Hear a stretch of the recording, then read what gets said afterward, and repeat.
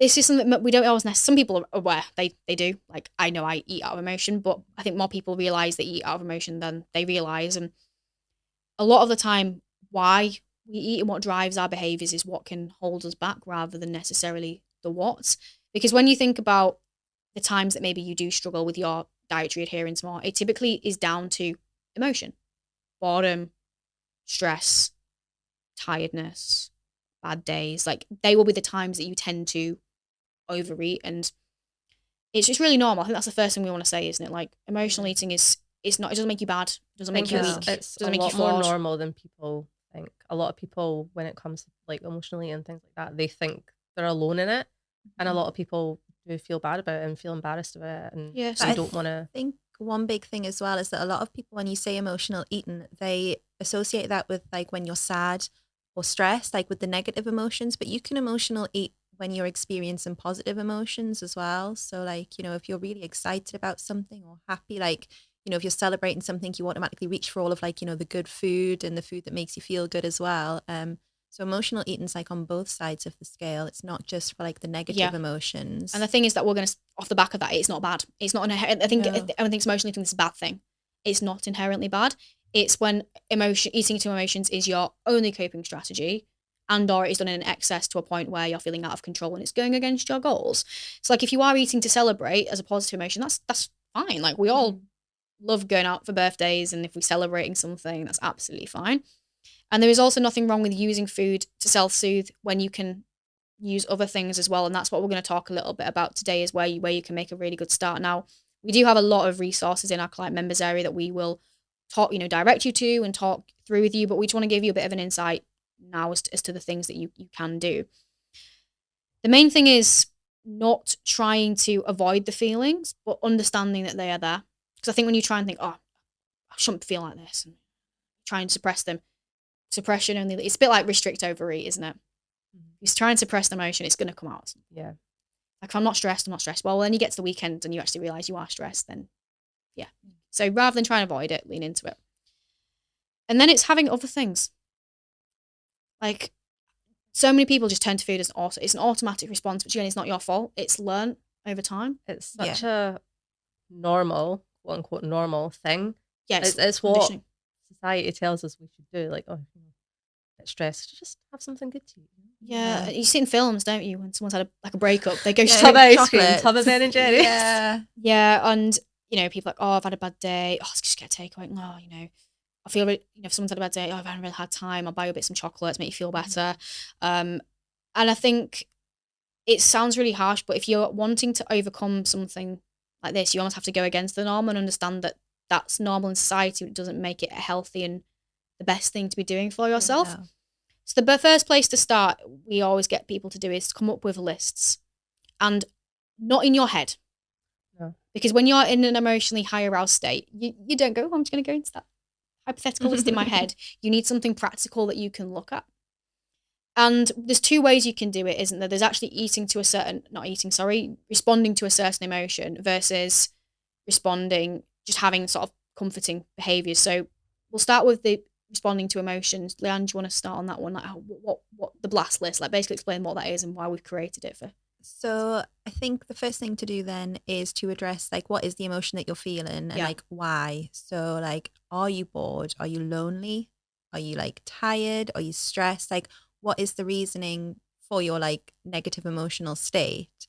And then what is it that you can do that's going to help you with that? So if you're tired and it's making you want to eat, can you not just go for a nap instead? Like, if you're bored, what can you do to fill that boredom? What else is there you can do? Like, if you're stressed, like, is there another way that you can like alleviate your stress? What can you do to de-stress? So it's having that like short list of different things that you can go to and be like, right, this is how I'm feeling. Pick something off your list and go and do that instead of the emotional actually directly attacking the actual problem. Absolutely. I think with food, a lot of the time is like that sunk cost fallacy of like, you feel negative, you then try and alleviate it with food, you then feel negative because either that initial problem hasn't gone, or you feel guilty about said food. Whereas if you are, like you said, bored and you call a friend and you have a really lovely conversation, you are no longer bored and there's no negative emotions that you don't think, oh, I shouldn't call my friend unless you friend's a bit of a dick. You wonder why, but you just have a positive emotion afterwards. So that's why we've created the blast strategy. It's not actually ours. I can't take full credit for it, unfortunately. It is a strategy that's been created by others. We've just adapted it, and it's just creating a list for yourself. And we would actually do it as like bored, lonely, angry, sad, tired. And maybe if you have another emotion that constantly presents itself, use that and think of things that you can directly do to tackle that. Mhm. And where the strategy comes in is when you feel that emotion, you have to take that magic pause that we talk about, the big pause. Whenever I say the pause, I always think of Toy Story. You go, the claw. I can imagine Oh them my going, God, the pause. We're going to get that on. I think we need t-shirts with that on. I really do. By the time this is out, there'll probably be t-shirts and you can buy them. But you need to take that pause and go, right, okay, what can I do instead? What can I do? And eventually over time, you won't need to take that pause because it'll just be automatic to go, I feel X, so I'm going to do Y. So that's the first way you can do it.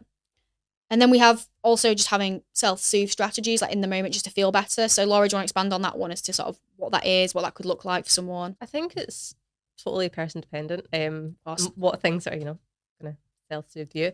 Like some people will, So the common thing is bubble baths. Everyone goes, to have a bubble bath and See, hot I chocolate. hate bubble baths. Yeah, so that's not So that self-soothing would for not you. work for me. That would not I think work I've for me suggested at that all. to you at one point and you were like, no. I think you've suggested it many times and I'm like, I don't like them.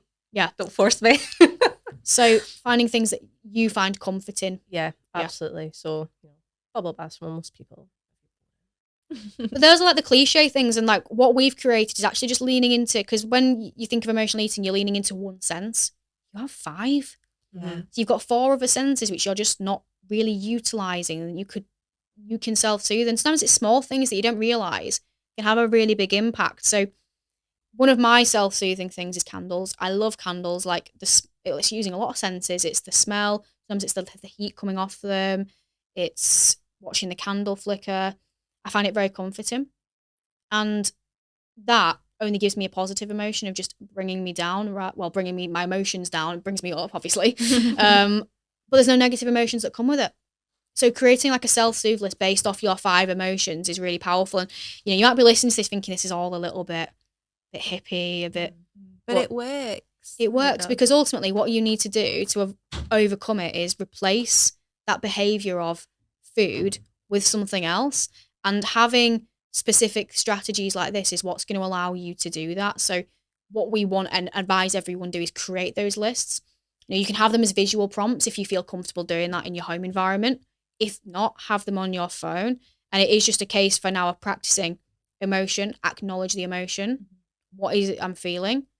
What can I do in this moment using my list to comfort myself? Implement it. And actually as well, what I would notice as well is taking that time to surf the urge. Notice that craving and urge for food go. Because the more that you have that evidence to realise that it goes, the more that if you do get them, you'll not act on it. Because I think a lot of people think that it'll never go. This urge for, I need something to feel better, will never leave. So I have to act on it now. It's one of those things that the more you do it as well, then the more like kind of normal it becomes. So the more you can sit and surf that urge, you're like, well, I've done it before, I can do it again. You've got the evidence, haven't you? Yeah, exactly. Whereas people don't have the evidence, they think, oh, I need to act on it. It's like what we were saying before about habits, though. It's the same sort of thing. Like you've built up that this is the normal thing for you to do if you're feeling whatever way you're feeling, and that's built up over time. So you do have to practice it. Another thing actually that's just come to my mind now is self-labeling. Have you ever heard people say that I am an emotional eater? Yeah. You are not an emotional eater, you emotionally eat. And I think when you label something, I am something, it feels like it's that fixed mindset, that fixed identity. Yeah. So that's like literally step 1 actually, is if you are someone that says, I am an emotional eater, just change it to I struggle with eating out of emotion. Yeah. Because then it's an action rather than an identity. Because when you feel like something's fixed, it's that self-fulfilling prophecy. The second that you emotional eating and overcoming that, it's not going to be you will have relapses and you will have days where you do fall back into old habits, and everyone does. It happens. But if you identify as that, you will see it as, well, I can't do it, what's the point? And you won't even try again.